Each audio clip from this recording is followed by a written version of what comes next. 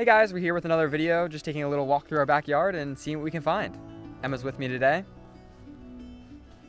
And I think the plan for today is we're gonna pick through the leaf litter a little bit. So it rained fairly recently, but not in the last day or so, and all the leaves have fallen off the trees, so we have this nice layer of dry leaves, and then beneath it we have this wet soil, so all the animals are like down in the soil. So we're just gonna keep picking through those leaves and find some cool stuff, hopefully.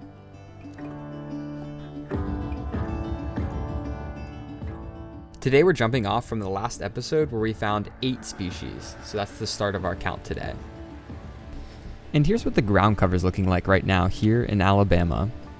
Looking through it, we quickly find our first find of the day, this cute little salamander. This is a Webster salamander. Now there's also a southern zigzag salamander that can look pretty similar to these Webster salamanders, but as far as I know, I've only ever found Webster salamanders in like this immediate area. It hung out here for a minute while I took some video, but then it slowly crawled back under the leaf litter. As usual, I checked under logs that caught my eye as I walked through the woods, and here we found a pretty pink millipede. I'm not sure which species of millipede this is, but if you have any ideas, let me know in the comments.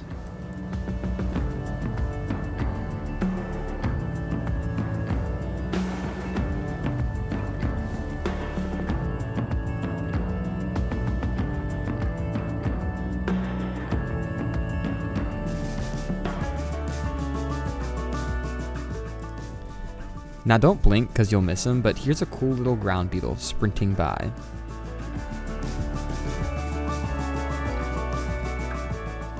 And here's another beetle. This one's called a leaf beetle. I think it's because they eat leaves. It looks pretty dead in this shot, but I went to mess with the camera a little bit, and I looked back and he was crawling away and I lost him, so I didn't get any more shots of it, but it's a pretty neat one.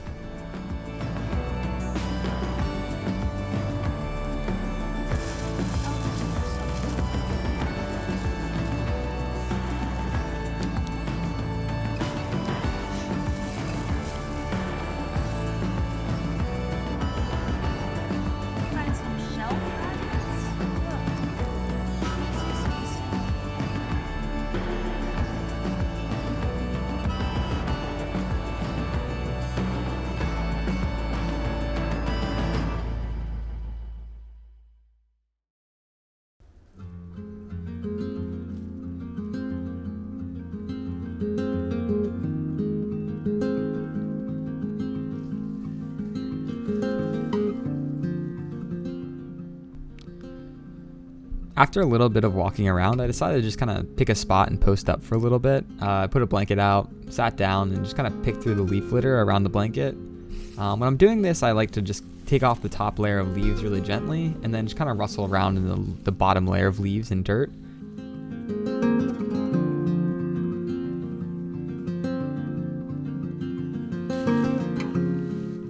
And I started finding a lot of stuff actually. Here's a little millipede.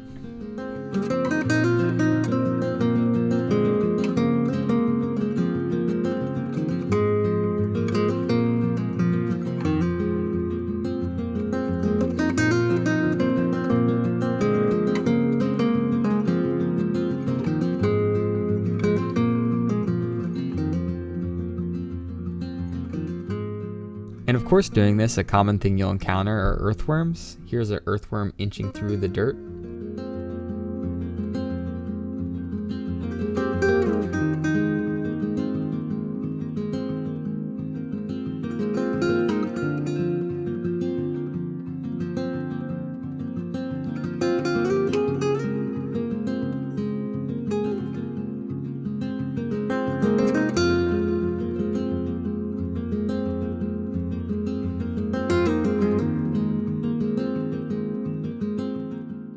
I really like this spider. It has a bright white body with little red mandibles, and I think it's pretty neat.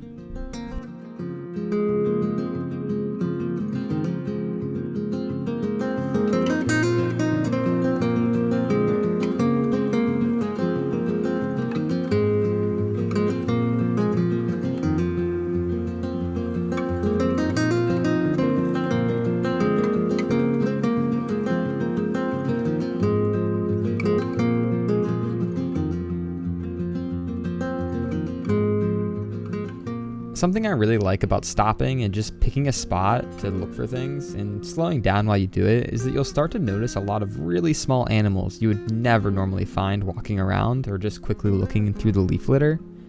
A great example of this is this little snail.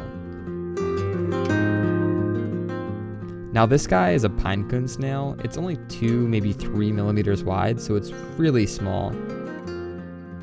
But the fact that it's so easily overlooked makes it so much more exciting to find it.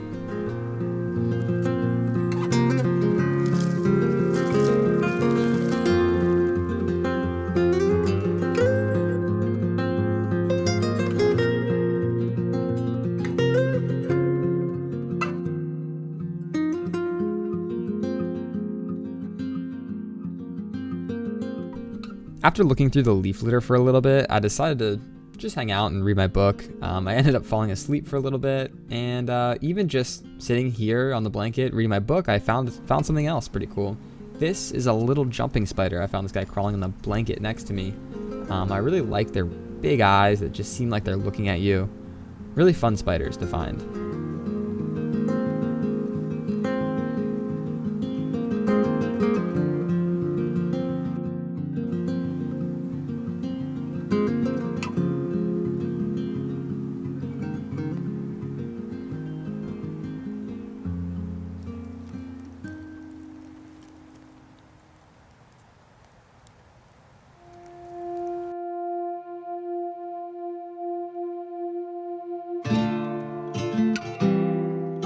And our last find on the day was this little snail.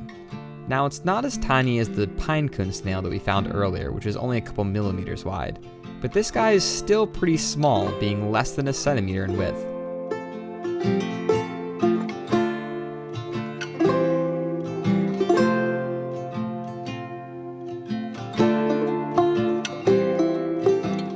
It's called a tiny lip-toothed snail, which is a type of polygyrid snail.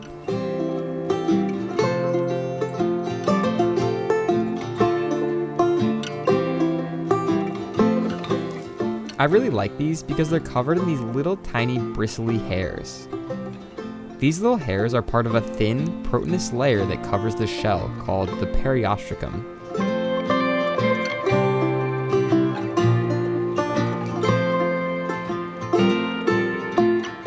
A really cool find because while these snails are thought to have a pretty wide distribution, they aren't observed very often, with only like 7 observations on INAT, half of which are from me, I think. So yeah, a cool one. If you find a snail and you want to identify it, make sure you get a good photo of the aperture. That's the opening of the shell, because these and land snails often have little teeth and other things that can be really useful for identifying these animals.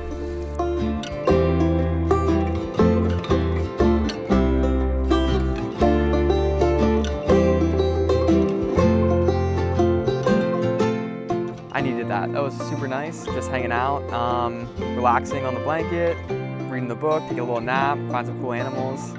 While I was laying there, I was thinking about what we should call this series, and I don't know why I didn't think of this sooner, but Backyard BioBlitz obviously is probably what we're gonna go with. We're just gonna keep going and see how many different species we can find. Today, I think is a great example of sometimes just slowing down, picking a single spot. You end up finding more stuff than walking around trying to actively find things. We found some really cool little things today, like those beetles, that little hive snail, the Lopeschool and Pustuloides, which is a really cool snail that we found, and a lot of other stuff. I mean, it was great. It was beautiful out here. So thanks for joining. I'll add the species count we're up to for the Backyard BioBlitz, which is I think what we're going with now. And thanks for joining. See you next time.